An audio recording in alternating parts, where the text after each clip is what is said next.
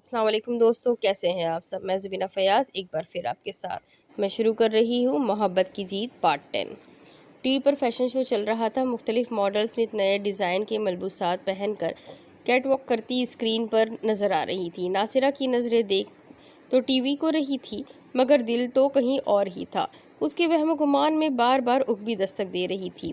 कहीं उकबी ऐसी वैसी हरकत ना कर दे। वो रिमोट को उठाए हाथों में घुमाए कुछ सोच रही थी, लेकिन चंद दिनों से वो बदली बदली भी तो लग रही है। हर वक्त अंसर के साथ भी तो रहती है। उसका जहन इस रात की तरफ गया जब वो पहली बार उनके घर आया था और उकबी बिना झिझके अपने कमरे में उसे ले गई। और फिर वो मंजर तो अभी ताज़ा ही था जब वो उससे घर पर ड्रॉप करने आया था। दोनों की जोड़ी कितनी अच्छी लग रही थी।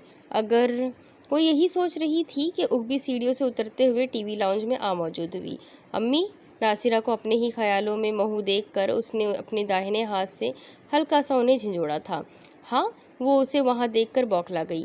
क्या हुआ, किन सोचों में गुम है आप।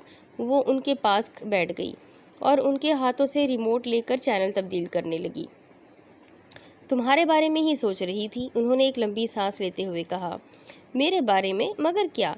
टीवी की आवाज़ जो पहले ही मध्यम थी मज़ीद मध्यम हो गई। तुम्हारे रिश्ते के बारे में? अम्मी, आप फिर से? अपने बालों की लटों को सुलझाते हुए उसने बेनियाजी के साथ तिरछी निगाह से नासिरा को देखा। लेकिन तुम उसे जानती हो। नासिरा ने उसका हाथ पकड़कर उसकी तवज्जो अपनी तरफ करनी चाहिए।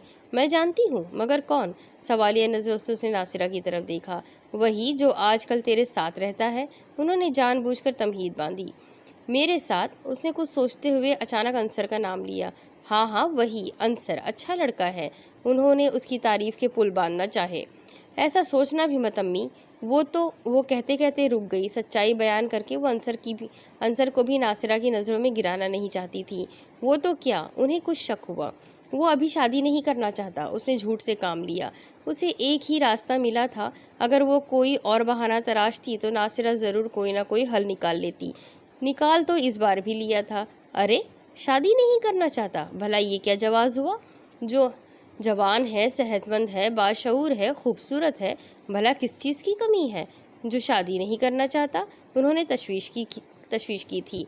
इससे पहले कि उकबी कोई जवाब देती, दरवाजे पर बेल हुई। मैं देखती हूँ। नासिरा ने उठना चाहा तो उकबी ने उनको बिठाया और ख़ुद दरवाज़ा खोल दिया। अस्सलाम वालेकुम, कैसी हो? दरवाजे पर अंसर ही खड़ा था। डार्क ब्लू शर्ट और जीन्स में वो वाकई खूबसूरत लग रहा था। जवान है, सेहतमंद है, बाशऊर है, खूबसूरत है, भला किस चीज़ की कमी है? नासिरा की बातें उसके कानों में गूंजने लगी तो उसने अपने सर को झटका दिया। वालेकुम अस्सलाम, अल्लाह का शुक्र है मैं बिल्कुल ठीक हूँ। आप सुनाइए, अंदर तशरीफ़ लाइए। अंदर आने का रास्ता दिया। अल्लाह का शुक्र है हम भी बिल्कुल ठीक है। उसके चेहरे पर हल्की सी मुस्कुराहट थी। अस्सलाम वालेकुम आंटी। दरवाज़ा बंद करने के बाद वो उसे टीवी लाउंज में ले आई। उसको देखकर नासिरा का चेहरा खिल उठा। वालेकुम अस्सलाम, उठकर उसके चेहरे को प्यार किया। वो भी ये देखकर हैरान थी। वो खुद भी खासा हैरान था। अम्मी, प्लीज़ उसके सामने वो बात मत करना। पास आकर उसने नासिरा के कान में सरगोशी की। चल हट। नासिरा ने उसको झिड़का और उसको बैठने के लिए कहा। तुम बैठो, तुम दोनों बैठकर बातें करो, मैं तुम्हारे लिए खाने का इंतज़ाम करती हूँ। उनकी आंखों में एक कशिश थी जो अंसर को देखकर उभर आई थी। ये आज आंटी काफ़ी खुश दिखाई दे रही है। नासिरा के जाने के बाद उसने पूछा। बस वैसे ही, अम्मी की तो आदत ही है खुश रहने की। आप सुनाइए, आपने क्या सोचा है फिर? उसका लहजा संजीदा था। मैं क्या कर सकता हूँ अब? उसने सर्द लहजे में कहा। क्या मतलब? उसके बदलते हुए लहजे को भी समझ नहीं पाई। जब वो ही तैयार है तो मैं क्या कर सकता हूँ? उसने बात को गोलमोल घुमाना शुरू कर दिया। वो तैयार है, मगर क्या करने को? उसके दिल में अभी भी एक डर था जो खटक रहा था। मैं कल उससे मिला था और तमाम बातों से आगाह किया तो उसने मुझसे कहा कि वो एक सानिए के लिए वो भी रुक गया। वो क्या? जल्दी प्लीज़ बताइए मुझे। वो वाकई उसका जवाब सुनना चाहती थी। वो ज़ोहाब के पास जाने के लिए तैयार है और वो अब ज़ोहाब को चाहने लगी है। ये लफ्ज़ बोलते हुए उसके होंठ कँपकपा रहे थे और ये अल्फाज सुनते वक्त उसकी समाअत में एक अजब सा एहसास था। दोनों की आंखों में नमी थी। दोनों अपना सब कुछ खोने जा रहे थे। सच? उसे कुछ समझ ना आया कि वो खुश हो या मातम मनाए। अपनी मोहब्बत को वो खुद किसी और के दामन में डालने जा रही थी। अपनी खुशियों को किसी और की किस्मत बनाने जा रही थी। ऐसे में आंसुओं का आना तो वजह था। हाँ, उसका लहजा पर भी अफसोसदा था। आंखें नम, दिल गमगीन, लेकिन वो रो नहीं सकता था। अपने दिल का गुबार आंखों तक तो ला सकता था, मगर बहाकर अपने दिल का बोझ हल्का नहीं कर सकता था। ये लो, नाश्ता करो, गर्मा गर्म। एक ट्रे को हाथ में लिए नासिरा किचन से टीवी लाउंज में आई थी। खाने की खुशबू वाकई भूख को भड़काने वाली थी। उन्हें सामने देखकर ही उग्बी ने अपने आंसू पोंछे। वो उन्हें नासिरा के सामने आश्कार नहीं करना चाहती थी। अंसर भी थोड़ा सा खंगारा। आंटी, इस तकल्लुफ़ की क्या ज़रूरत थी? उसने मुस्कुराहट को लबों तक लाने की नाकाम कोशिश की। ज़रूरत थी बेटा, आखिर तुम भी मेरे बेटे ही हो। वो मुस्कुरा दिया, मगर उग्बी ने खुफकी से अपनी अम्मी की तरफ देखा। अब खाना भी शुरू कर दो, उन्होंने ज़ोर दिया। जी अच्छा। अभी उसने पहले निवाले की तरफ हाथ ही बढ़ाया था कि उसके मोबाइल की रिंग हुई। उसने जीन्स से मोबाइल निकाला और यस किया। हेलो जी, मैं फ़ायक का भाई हूँ। क्या? ये सुनते ही उसके चेहरे के रंग तब्दील हो गए। हंसी कहीं गायब हो गई, परेशानी के आसार नुमाया हो गए। वो अपनी जगह से खड़ा हुआ और भागता हुआ बाहर चल दिया। अरे बेटा, क्या हुआ? ऐसे कुछ। वो नासिरा की किसी बात को ना सुन सका। अंसर, अंसर, उग्बी ने भी बुलाना चाहा, मगर वो जा चुका था। कहाँ चले गए तुम? अब दूसरी तरफ, आज तुम्हारे बिना मैं बिल्कुल अकेला हो गया हूँ। आज भी वो फ़ायक की तस्वीर हाथ में लिए आंसू बहा रहा था। हंसता मुस्कुराता चेहरा, सफ़ेद शलवार कमीज़ पर सीना ताने खड़ा, वो आज भी वैसा ही लग रहा था। शायद ये तस्वीर अभी अभी ली गई हो, या फिर शायद आंसुओं ने इस पर से धूल को उड़ा दिया था। आंखों से आंसू उसके चेहरे पर गिर रहे थे, मगर वो मुस्कुरा रहा था। तुम ऐसे तो ना थे। आज तक मैंने कभी तुम्हारे सामने अपना दुख बयान नहीं किया, वो भी सिर्फ इसलिए कि कहीं तुम टूट ना जाओ। लेकिन आज मैं तुम्हारे सामने आंसू बहा रहा हूँ, और तुम खामोशी से देख रहे हो। कुछ तो बोलो, मुझसे बातें करो। तस्वीर को सीने से लगाकर अपने भाई की खुशबू को महसूस करने की कोशिश कर रहा था। भाई, तुम्हें रोना नहीं आता क्या? एक दिन अचानक डिनर करते करते उसने सवाल पूछा। क्यों, तुम मुझे रुलाकर खुश होंगे क्या? एक नज़र फ़ायक पर डालते हुए उसने जवाब दिया। नहीं भाई, मॉम डैड की डेथ पर भी आपने एक आंसू भी नहीं बहाया था, और उसके बाद भी मैंने आपको आज तक रोते हुए नहीं देखा। वो डिनर कर चुका था, बस प्लेट बजाता हुआ सवाल करने लगा। डिनर कर लिया है तुमने? अब जाकर सो जाओ, सुबह तुम्हारा पेपर है। और इस तरह के सवाल मुझे तो नहीं लगता पेपर में आने वाले हैं। उसकी तरफ देखते हुए प्यार से जवाब दिया। जवाब तो दो ना भाई। वो अपनी बात पर बज़िद था। इसका मतलब तुम वैसे जान नहीं छोड़ोगे? अंसर भी डिनर कर चुका था। उसने प्लेटों को किचन में ले जाकर रखा और दोबारा उसकी तरफ मुतवज्जा हुआ। जी हाँ, उसने बच्चों की तरह गर्दन हिलाई। ये जो बड़े होते हैं ना, वो कभी बच्चों के सामने नहीं रोते। आई बात समझ माय डियर? उसकी थोड़ी को पकड़कर कहा। क्यों? वो शायद अभी भी समझ नहीं सका, ताकि वो उनके रोने में गलती ना निकाल सके। फ़ायक ने फुलझड़ी छोड़ी। इसकी बात पर अंसर भी हंस पड़ा। शायद। उसने कंधे उचकाए और कमरे की तरफ चल दिया। भाई, मेरी बात मुकम्मल नहीं हुई। चीज़ों को फलांगता हुआ वो भी अंसर के पीछे पीछे दौड़ कर आया। तो करो ना, मैं सुन रहा हूँ। बेडशीट को उछाल कर बिछाया। मैं आपको रोते हुए देखना चाहता हूँ, उसने संजीदा लहजे में कहा। यानी कि तुम मुझे रोते हुए देखकर खुश होना चाहते हो? कैसे भाई हो तुम? अंसर ने फ़ायक को झाड़ा। नहीं, बस वैसे ही। फ़ायक ने भी हेल्प करना चाहिए, लेकिन जिस दिन ये आंखें नम होंगी ना, शायद तुम उन्हें देख ना सको। अंसर के पास आया और प्यार से उसके चेहरे को थपथपाया। देख फ़ायक, तू अपने भाई को रोते हुए देखना चाहता था ना? आज मैं रो रहा हूँ, जी भर कर देख। लेकिन शायद मैंने उस वक्त सच ही कहा था कि जिस दिन ये आंखें भर आएगी, उस दिन तुम उन्हें ना देख पाओगे। आंखों की रवानी बढ़ गई। काश मैं उस वक्त कुछ और कह देता। काश आज तुम। वो आगे कुछ न कह पाया, बस आंखें थी कि बहती जा रही थी। कमरे में तारीकी छा गई, मगर एक अक्स अब भी उसके सामने था, जो ना होते हुए भी दिखाई दे रहा था। अब दूसरी तरफ, काश मैं तुम्हें भी अपने साथ ले आती। काश मैं महसूस कर सकती कि वो शाम तुम्हारे साथ मेरी आखिरी शाम होगी। काश मैं तुम्हें कभी उस रात अकेला नहीं छोड़ती। काश। वो हसरत से उसकी तस्वीर हाथ में लिए अकेले बैठी हुई थी। फ़ायक के साथ गुजरे लम्हों को वो याद कर रही थी। उसका हंसता मुस्कुराता चेहरा आज भी उसकी यादों में आकर हंस रहा था। प्लीज़ वापस आ जाओ फ़ायक, तुम तो मुझसे मोहब्बत करते थे ना, तो फिर क्या अपनी मोहब्बत को यूँ अकेला छोड़कर चले जाओगे? तुमने एक बार भी मेरे बारे में नहीं सोचा? मैं तुम्हारे बगैर कैसे जीऊँगी? तुमने एक बार भी नहीं सोचा? میرا کیا ہوگا تمہارے بنا؟ تم اتنے خود غرض نکلو گے؟ مجھے محبت کی وادی میں تنہا چھوڑ کر اکیلے اس وادی سے نکل جاؤ گے؟ پلیز مجھے بھی اپنے ساتھ لے جاؤ۔ وہ اپنے دل کی باتیں آج اس کی تصویر سے کہہ رہی تھی۔ اچھا، کہیں یہ تو ڈر تو نہیں تمہیں پریشان نہیں کر رہا کہ پیچھے سے نئی گرل فرینڈ کا مجھے علم ہو گیا تو تمہاری دھلائی کتنی ہوگی؟ اپنی ہی باتیں اس کو اس سہانی شام میں ڈھکیل رہی تھی۔ کاش میں تمہارا ڈر سمجھ سکتی، اس ڈر کو جو بچھڑنے کا تھا۔ میں ہی بے وقوف تھی جو تمہارے اس ڈر کو نہ سمجھ سکی۔ کاش میں سمجھ سکتی، کاش۔ وہ آہیں بھر رہی تھی، آنسو بھی بہتے جا رہے تھے۔ آنکھوں کے آگے اس قدر نمی تھی کہ وہ کچھ دیکھ نہیں پا رہی تھی۔ اسے ایک عکس کا گمان ہوا، اس کی کھڑکی کے پاس۔ وہ کھڑا اس کو دیکھ کر مسکرا رہا تھا۔ رات کے اندھیرے میں بھی وہ اسے دیکھ سکتی تھی۔ تم پھر رو رہی ہو؟ میں نے تمہیں کتنی بار کہا تھا کہ تم روتی ہوئی بالکل اچھی نہیں لگتی۔ مجھے ہنسی آتی ہے تمہارے رونے پر۔ وہ آج بھی ویسا ہی تھا، مگر آج اس کی باتوں پر غصہ نہیں آ رہا تھا۔ وہ اسے سننا چاہتی تھی، اس کی باتوں کو محسوس کرنا چاہتی تھی۔ وہ اٹھ کر اس کے پاس گئی، مگر چہرہ اب بھی مدھم تھا، جیسے منزلوں کے فاصلے طے کرنے پر دھول چڑھ گئی ہو۔ وہ اترنے کا نام ہی نہ لے رہی ہو۔ کیوں چھوڑ کر گئے تم مجھے؟ کیوں؟ وہ اس سے پوچھ رہی تھی۔ میں چھوڑ کر گیا؟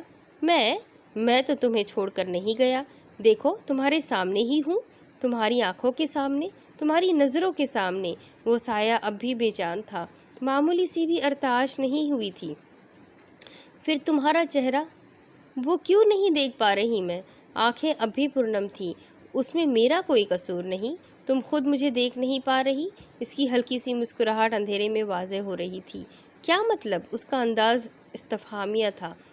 تم نے اپنے دل میں اتنے غبار کو اکٹھا کر لیا ہے کہ میرا چہرہ مدھم سا ہو گیا ہے۔ تمہیں مجھے دیکھنے کے لیے ظاہری آنکھوں کی نہیں بلکہ دل کی آنکھوں کی ضرورت ہے۔ وہ اس وقت تمہاری دل کی آنکھیں درد کے غبار سے آلودہ ہے۔ اس درد کو باہر نکالنا ہوگا، تبھی مجھے دیکھ پاؤ گی۔ یہ درد بھی تو تمہارا ہی دیا ہوا ہے، نہ تم مجھے چھوڑ کر جاتے اور نہ ہی یہ درد مجھے ملتا۔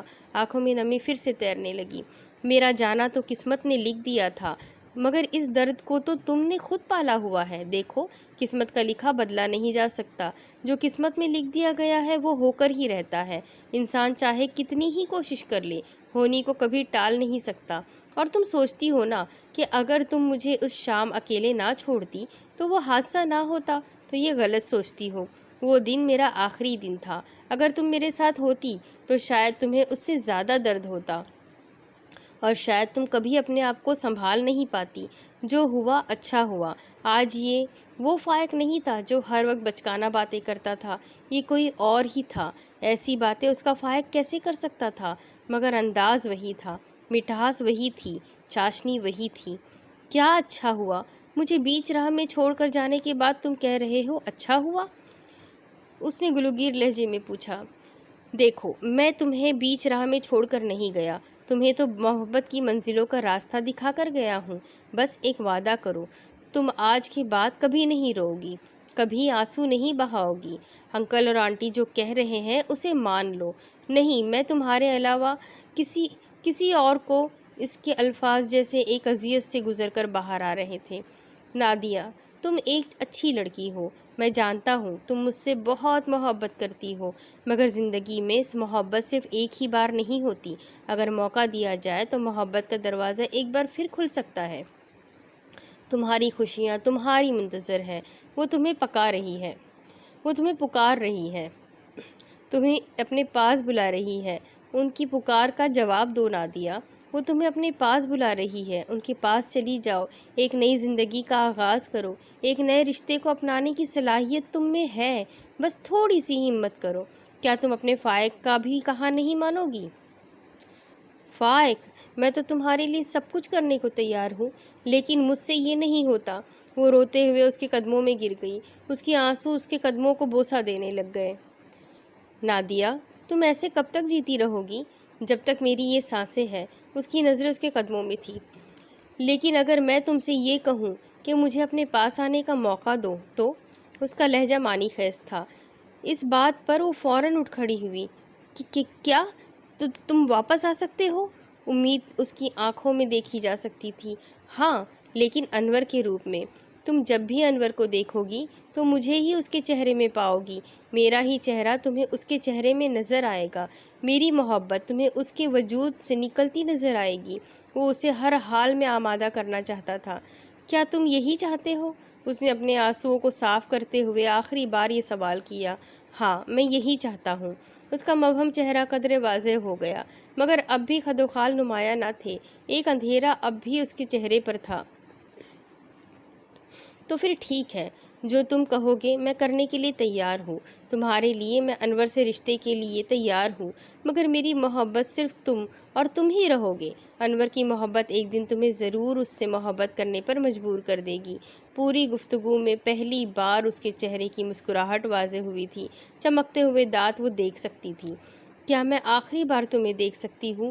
بس آخری بار؟ اس کا لہجہ گلوگیر تھا، وہ بچوں کی طرح اس کو دیکھ رہی تھی۔ مجھے دیکھنے کے لیے پہلے تمہیں اپنا دل صاف کرنا ہوگا، ہر قسم کے غبار کو باہر پھینکنا ہوگا، تبھی جا کر میں تمہیں نظر آؤں گا۔ ٹھیک ہے۔ اس نے اپنی آنکھوں کے آنسوؤں کو صاف کیا جو اس کے اور فائق کی راہ میں حائل ہو رہے تھے۔ ایک چہرہ جو پہلے مبہم تھا اب روشن ہوتا دکھائی دے رہا تھا، نور میں اضافہ ہوتا جا رہا تھا۔ وہ اس نور کو اب برداشت نہیں کر سکتی تھی، مگر پھر بھی دیکھ رہی تھی۔ کیا میں آخری بار تمہاری باہوں میں سما سکتی ہوں؟ اس نے دلی خواہش کا اظہار کیا تھا۔ اس نے مسکراتے ہوئے اپنے بازو کھولے تھے، اس کی باہوں سے آتی مہک کو محسوس کر سکتی تھی، ایک ٹھنڈی پرسکون ہوا جس میں صرف راحت تھی، اس کے چہرے سے ٹکرانے لگی، زلفوں سے کھیلنے لگی۔ فائق کی باہوں میں جانے کے لیے اس نے قدم بڑھائے، جیسے ہی اس کا چہرہ فائق کے سینے سے مس ہوا تھا وہ وجود کہیں غائب ہو گیا، نور چھٹ گیا، کمرے میں وہی تاریکی چھا گئی۔ فائق، فائق، وہ اسے پکارنے لگی، مگر وہ جا چکا تھا اس کے خیالوں کی دنیا میں واپس۔ پل بھر کے لیے جو آنسو تھم چکے تھے ایک بار پھر امڑ آئے۔ وہ زمین بوس ہوتی جا رہی تھی، مگر جہاں وہ کھڑا تھا وہاں ابھی بھی ایک گرمی محسوس کی جا سکتی تھی، کسی کے وجود کی گرمی، وہ محبت کی گرمی تھی۔ آنکھوں کے آنسوؤں نے اس گرمی کو ٹھنڈا کر دیا۔ خیال بھی آہستہ آہستہ مدھم ہوتا جا رہا تھا، رات کی چاندنی بھی اس کی زندگی سے جاتی جا رہی تھی۔ شاید کل کا سورج وہ نہ دیکھ پاتی، مگر اسے فائق سے کیا گیا وعدہ نبھانا تھا، اپنے آپ کو سنبھالنا تھا۔ وہ اٹھ کھڑی ہوئی اور کھڑکی کو سفید جھالروں والے پردے سے ڈھکا اور بیڈ سے ٹیک لگا کے پشت لگائے بیٹھ گئی، اور یادوں کی دنیا میں ایسے کھوئی کہ نیند نے آ گھیرا۔ اب دوسری طرف اغبی اور انصر آخر کار سخا ناز کو ذوحاب کو ملانے میں کامیاب ہو گئے۔ فائق کا غم اگرچہ ابھی تازہ تھا، مگر دونوں کی خوشی الگ تھی۔ وہ کسی کی خوشی میں حائل نہیں ہونا چاہتے تھے، لیکن انصر ابھی فائق کو گزرے وقت ہی کتنا ہوا ہے، اور تم ابھی سے کچھ وقت اور رک جاتے تو اچھا ہوتا۔ ایک دن صبح کو انصر اغبی کے گھر آیا تھا۔ حسب معمول ناصرہ نے ہی دروازہ کھولا اور اس کے دل میں وہی خواہش ابھری، مگر اس خواہش کو اپنے دل میں رکھا۔ میں جانتا ہوں، لیکن یہ تم بھی جانتی ہو کہ سوگ صرف 3 دن کا ہوتا ہے، اور فائق کو گزرے تو اب مہینہ ہو گیا ہے۔ اب سوگ کرنا گناہ ہوگا، اور ویسے بھی جو چلا گیا اسے واپس تو نہیں لایا جا سکتا نا؟ اس نے سنجیدگی سے جواب دیا تھا۔ ٹھیک کہا، مگر وہ اب بھی اپنی بات پر قائم تھی کہ کچھ وقت مزید رک جائے۔ مگر وگر کچھ نہیں، ہم کل ہی دونوں کو ملا رہے ہیں بس۔ میں نہیں چاہتا کہ اب کسی کی محبت کو مزید انتظار کرنا پڑے۔ ٹھیک ہے، میں تمہارے ساتھ ہوں، تم جو چاہو گے میں کرنے کو تیار ہوں۔ اس نے یقین کے ساتھ اس کی آنکھوں میں دیکھا تھا۔ مجھے تم سے یہی امید تھی، تم میری بات کبھی نہیں ٹالو گی۔ ناصرہ نے ان کی آخری باتیں سن لی تھی، وہ کمرے میں چائے لے کر آ رہی تھی، اور دروازے سے داخل ہوتے ہوئے ان کی باتیں اس کے کانوں میں پڑ گئی تھیں۔ وہ دل ہی دل میں مسکرانے لگی، اس نے دونوں کی باتوں کا الٹا مطلب ہی سمجھ لیا۔ مطلب تم بھی یہی چاہتی ہو؟ ناصرہ نے چائے کا کپ سرو کرتے ہوئے پوچھا تھا۔ جی آنٹی، میں بھی یہی چاہتا ہوں کہ یہ رشتہ اب جتنی جلدی ہو جائے اتنا ہی اچھا ہوگا، اور ویسے بھی نیک کام میں دیری کیسی؟ اس نے مسکرانے کی ناکام کوشش کی۔ بالکل ٹھیک۔ اغبی بھی ناصرہ کے ان سوالات کا مطلب نہیں سمجھ پائی۔ اچھا، پھر اب کل ملتے ہیں۔ چائے پی کر انصر جانے کے لیے اٹھ کھڑا ہوا۔ جاؤ اغبی، تم انصر کو دروازے تک تو چھوڑ آؤ۔ ناصرہ کے کہنے پر وہ اس کے ساتھ باہر دروازے تک آئی۔ اس کا مطلب میں غلط نہیں سوچ رہی، دونوں بھی یہی چاہتے ہیں۔ ان کے چہرے پر حقیقی مسکراہٹ تھی۔ ایک بچہ اس کے ہاتھوں میں ایک چٹھی دے کر بھاگ گیا، مگر وہ تو کسی اور کے انتظار میں تھی، کسی وجود کے، مگر وہ وجود نہ تھا، ایک کاغذ کا ٹکڑا تھا، مگر خوشبو اسی کے ہاتھوں کی تھی۔ اب دوسری طرف شاہویز نے سنبل کو اتنا ٹارچر کیا کہ اسے ذہنی مریضہ بنا دیا، لیکن وہ ابھی بھی سمجھ نہیں پائی کہ وہ ایسا کیوں کر رہا ہے۔ فائق کی فوتگی پر بھی سب جمع ہوئے سوائے سنبل کے۔ وہ اس کی موت کی خبر جانتی تھی، مگر وہاں جا نہیں سکتی تھی۔ سنبل نہیں آئی؟ اغبی نے شاہویز سے پوچھا۔ وہ اپنے کسی رشتہ دار کے یہاں گئی ہوئی ہے۔ ہر بار اس کا ایک جواب سب کو کسی تشویش میں ڈال دیتا۔ اس کی نظروں میں چھپی مٹھاس کے پیچھے چھپا سچ کوئی نہ دیکھ سکا۔ بس اب آپ جلدی سے سائن کروا لیں، کہیں ایسا نہ ہو دیر ہو جائے۔ ایک انجان آواز اس کے کانوں میں پڑی۔ وہ زخموں میں چور تھی، اٹھنے کی سخت باقی نہیں تھی، مگر اس انجان آواز نے اس کے دل میں ہلچل مچا دی۔ وہ کون تھا؟ کس سے بات کر رہا تھا؟ وہ کون سے سائن کی بات کر رہا تھا؟ میں جانتا ہوں سائن کروانا ضروری ہے۔ یہ آواز شناسا تھی، اس کی آواز کو پہچان سکتی تھی۔ یہ تو شاہویز کی ہی آواز تھی۔ شاہویز کس سے بات کر رہا ہے؟ اس نے اٹھنے کی ناکام کوشش کی، مگر زخم اتنے ہرے تھے کہ اٹھنے کی صلاحیت ہی باقی نہ رہی تھی۔ جب بھی وہ اس کمرے میں داخل ہوتا تو اپنی مردانگی کا مظاہرہ کرتا۔ جسم پر کوئی بھی حصہ ایسا باقی نہ رہا تھا جہاں پر ضرب کا نشان نہ لگا ہو۔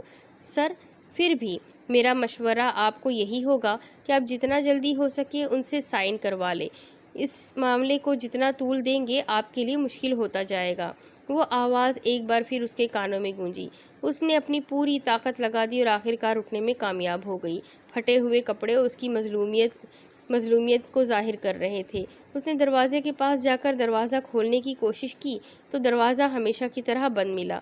اس نے باہر دیکھنے کی سعی کی تو ایک باریک سا لینس دروازے کے عین اوپر نظر آیا۔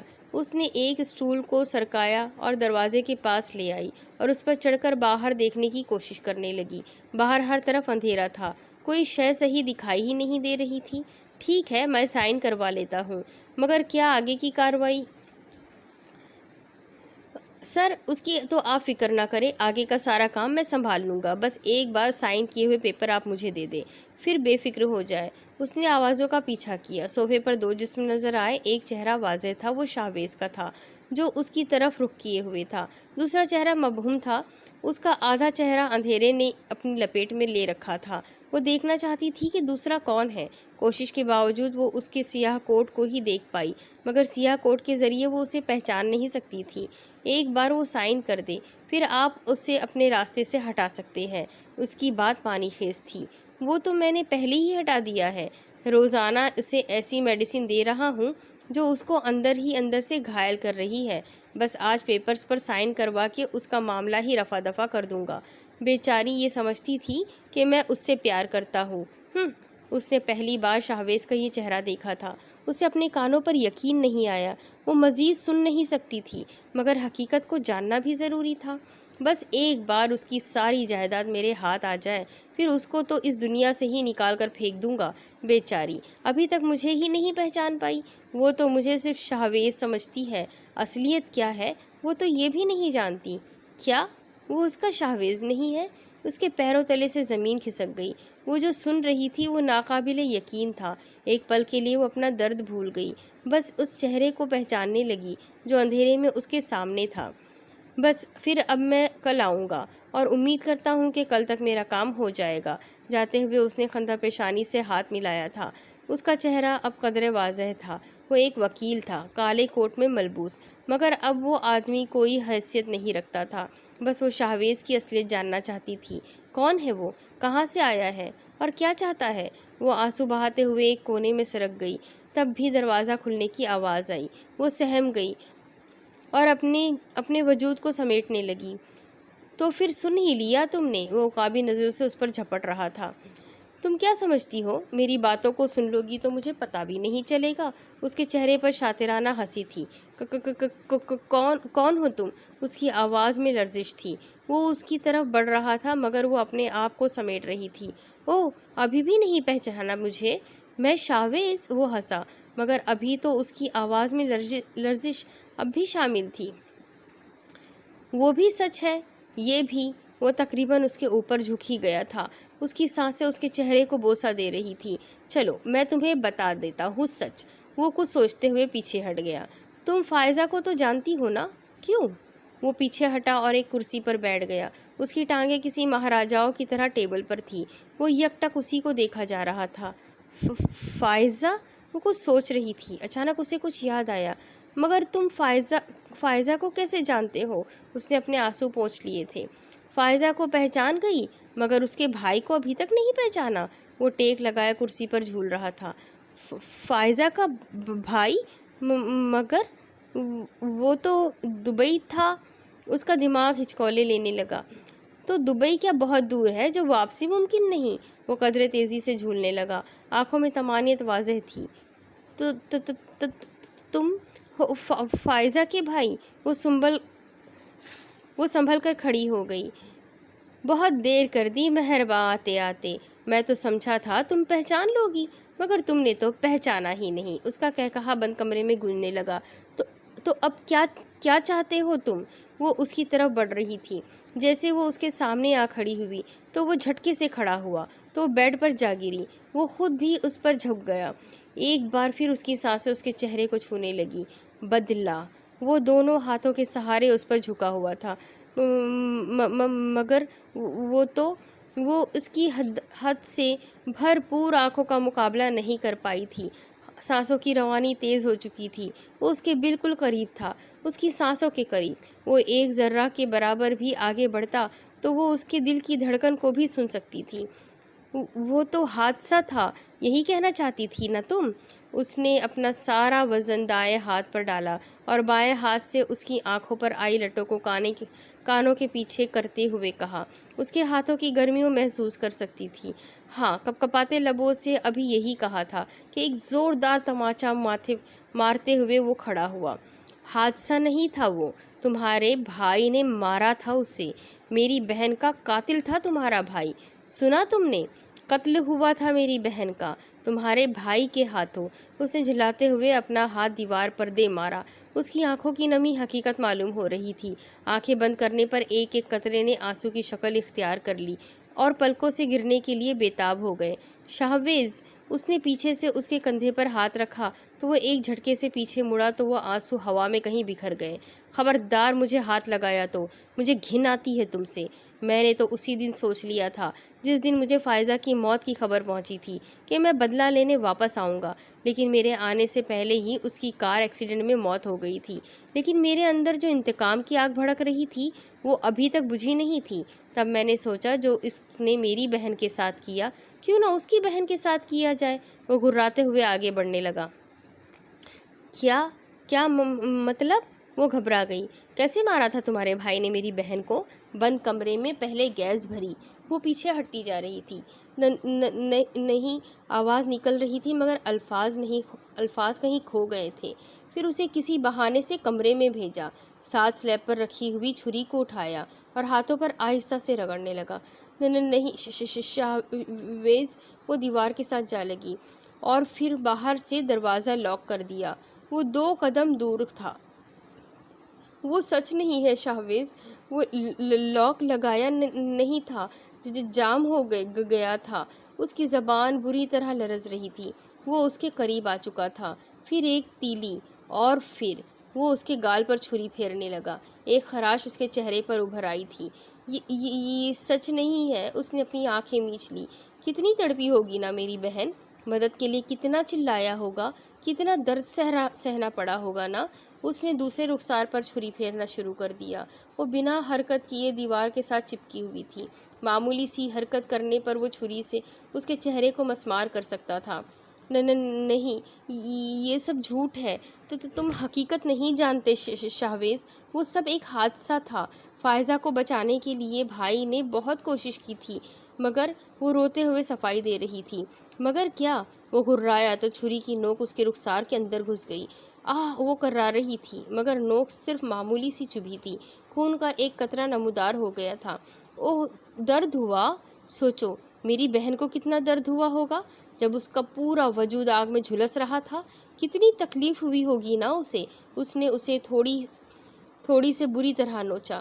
ویسے پہلے میں تو تمہیں بالکل ویسے ہی مارنا چاہتا تھا، لیکن وہ ایک دم پرسکون ہو گیا، ماتھے کے شکن غائب ہو گئے۔